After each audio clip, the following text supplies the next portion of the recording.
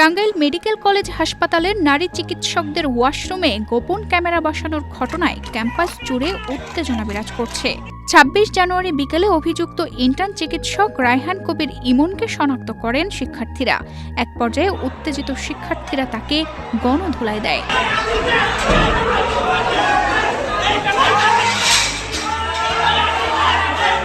Corona বা যে কোনো ভাইরাসের এগেইনস্টে ফাইট মানি ব্যাকট্রলের লেফট রাইট।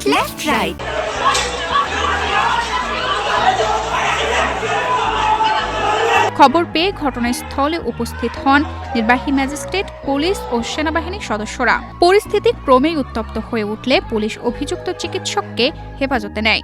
পরে তাকে জিজ্ঞাসাবাদের জন্য ডিবি কার্যালয়েও নেওয়া হয়। ঘটনাটি প্রকাশ্যে আসার পর হাসপাতালের চিকিৎসক ও কর্মচারীদের মধ্যে চরম উদ্বেগ ও ক্ষোভ দেখা দেয়। এ ঘটনার প্রতিবাদে ২৭ জানুয়ারি মঙ্গলবার আদালত প্রাঙ্গণে শতাধিক শিক্ষার্থী জড়ো হয়ে জামিন নামঞ্জুরের দাবি জানান।